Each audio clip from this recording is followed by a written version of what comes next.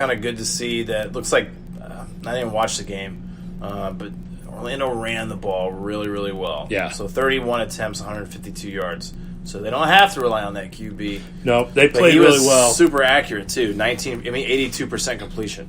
So I mean, they're rolling, man. That offense is rolling. Spurrier is rolling. And one more thing, though. Okay, I don't know what Gilbert's getting paid. It can't be great. So the NFL comes calling. He'll probably go. But if his pay is similar, and he's a star, I don't know, dude. Like, man, it'd definitely be something to think about. Yeah, I guess shorter season. I'm just throwing it out there. Yeah. That's like probably a 5% chance. 95% he goes NFL. Maybe even more than that. I think I'm with you. I think it would definitely depend on the money. Money for sure. NFL's probably gonna be more money, and then just to go to the league, back to the league. Yeah. Because the thing is, too, say you go back to the league and you get cut again, you go back to AAF. Yeah. They go sign him. I mean, Orlando's still gonna have his rights, I'm sure. He's still gonna be foolproof. So pretty cool. Pretty cool. AAF's been just overall picture been awesome. Yep. So again, guys, when we tweet the AAF, telling them to get us some passes to the game, championship game, retweet it. Let them know, hey, we want to hear Midwest Mics at the AAF. One more kind of football news and note. Rob Gronkowski, Patriots tight end, announced his retirement this week. He played 9 seasons. He played in 115 games, had 521 receptions, 7,861 yards, 79 touchdowns. Was a 5-time Pro Bowler, a 4-time All-Pro, and a 3-time Super Bowl champion. First ballot Hall of Famer? Yes. Probably, I love Tony Gonzalez, and I like watching, I like all these guys. But as far as his numbers go, they're incredible. I heard Shannon Sharp talking about it today. Today on Undisputed, just comparing his own career. Skip Bayless is doing it too, comparing his own career versus him, and he was like, "Man, this guy is just the best." Another stat that popped up too that's kind of crazy is that they spoke of was that Brady's QBR. While he's had Gronk, so if Gronk goes out, and if he doesn't have Gronk, his QBR is actually 12 points less. Wow. Big time, right? That's pretty good. Yeah, and then that's a pretty big difference. Yeah, and then the thing is, too, that also goes attributed to, Gronk's awesome, but also, you have a backup in. Mm-hmm. So, of course, your QBR is going to go down a little bit, but it's significant. Yeah. Not saying Brady's trash or anything like that, but no. Gronk's big time, and I think Gronk's benefited from playing with the GOAT quarterback, but also a lot of your greats that you talk about, they played with GOAT quarterbacks. Jerry Rice played with a guy that used to be the GOAT for me, Montana, and he played with a Steve Young, who I know you don't regard very high, but he's still a good quarterback. He's still good. So those guys. So for me, Gronk, yes, first ballot Hall of Famer. I agree. Just looking at the numbers, I mean, 9 seasons, he had 79 touchdowns. That's an average of, about 8.5. So as a tight end, if you're scoring a touchdown in half of your games, if he played, a full 16-game season, regular season, that's pretty good numbers.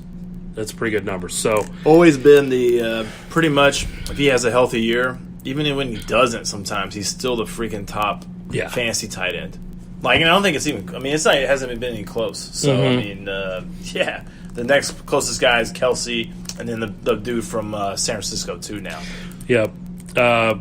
So, Gronk, we both agree, first ballot Hall of Famer. 100%. One more thing on football. I actually saw it as I was coming to record the show. Just thoughts and prayers out to Michael Irvin.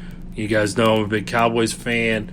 He announced today that he has been tested for throat cancer and lost his dad at 50. His dad was 51 or something to a type of cancer. So, there is a little bit of a family history there. So it was just announced this evening. As a Cowboys fan, he asked for prayers and thoughts from Cowboys Nation. So sending them out to Michael Irvin. Disagree with how he was off the field at the time. Maybe you do, but I don't want to wish harm on anybody, so thoughts and prayers, Michael Irvin. Yeah, and, supreme athlete, so his body's in really good shape to beat this. Hopefully he caught it early enough that they can test it and get it going. He'll have money. He has enough money for the best doctors.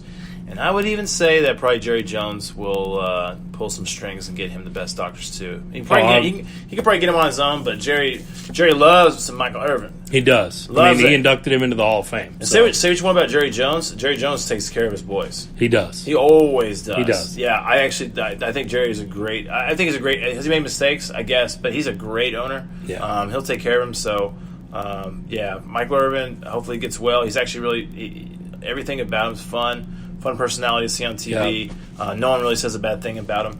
Hardcore partier, but hey, back in the day, absolutely didn't do it during the season. Yep. And what the heck? You're living your life. You're a rich young dude. Like, I don't know. He was living it up, definitely in his time. Put yourself in his shoes, whatever. Yeah. So Michael Irvin for sure. Thoughts and prayers for him, and I think he'll beat it. Yeah, he'll beat it. I do too. But yeah, I saw that. So, but don't want to end the show on a negative note. So positively, Royals opening day is this week. As we record this, it's Tuesday night, but Royals opening day is on Thursday, March 28th, 3:15 p.m. taking on the White Sox.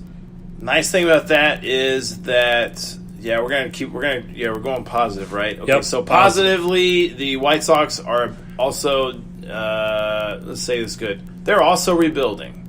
Yep. And so this will be. We got a chance. We totally have a chance, and this is a game between two young teams. We're at home, so I actually see the Royals probably. I don't know if it's 2 or 3 game series, but I see them either splitting it or winning. If it's a 3 game, 3 game series. Okay, so they go. I think they win. They go 2-1 on that. And there's definitely some excitement in the air around Kansas City about the Royals starting the season on Thursday here at home. So it's definitely an exciting deal. I'm excited about it. Not going to the game, not going to opening day this year. There are still tickets available though. So if you want to go, get on Game Time, get on the Royals website, and get you some tickets and go to opening day. Yeah, definitely go. It's kind of sad to see kind of where Duffy's at. Kind of wish he was starting, but just got to do a little bit of rehab and get it going. I think Danny Duffy will be just fine, and he'll bounce back this year. I think Duffy might be one of the gems we get this year if he bounces back and ends up having a good year. I think I'll be curious to see where he's at. So one of the big things I was thinking about is Bubba Starling this year. Mm-hmm. This will probably be the year he gets called up. If he doesn't get called up this year, it's probably time to cut bait. Yeah, it's time to cut bait on him. I guess let his contract run out because it's guaranteed money, so you might as well, right? Yeah, true. So, but if he can't make it past AAA ball this year, especially how high we drafted him, I would say the hype. Hopefully, he ends up doing it whenever his contract's done. I don't know, but hopefully, he ends up doing it. But I would say Royals fans can go ahead and just jump off that. Yeah. A lot of them already have. I'm still hoping. I know he's a great athlete, 100%, but he's just having some issues. So his spring isn't doing pretty solid. So hopefully he gets called up and we go from there. But another big name to watch out for, Mondesi will have a really good year. I think he's gonna be lights out. So that's another guy. So the team's not total trash. There's just no. It'll still be fun to watch. They'll be fun to watch. They're young. There's just, as of right now, there's no megastar. There's no big core like the Hosmer with the Moustakas with the Kane with the Escobar. Like there's no Gordon. Gordon's still on the team. Gordon's definitely in the twilight. So there's no huge core on the team, big superstar.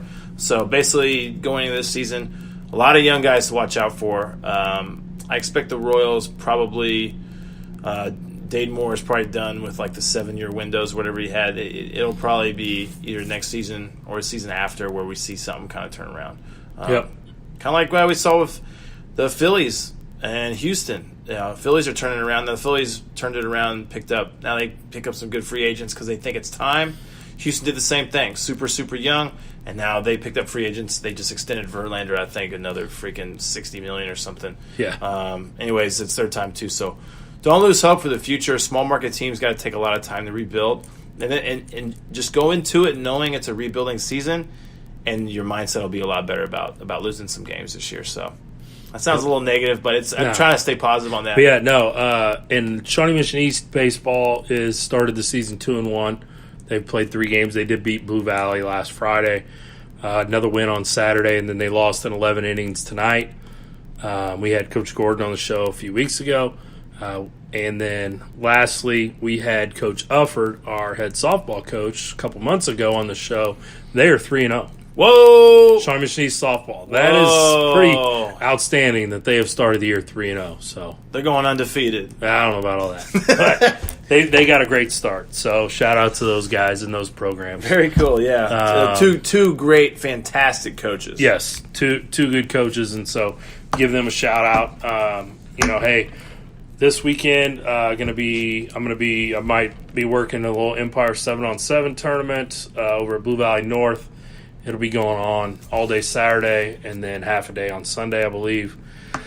So if you want to get out and watch some, hey, there you go. And then here in a couple weeks, 8-10 Varsity Combines, great show last week. Yeah, we talked about that last week. It's pretty sweet. So yep, those guys were great guests. So, hey, thanks for tuning in this week, and we'll see you guys next week. Yeah, see you next week.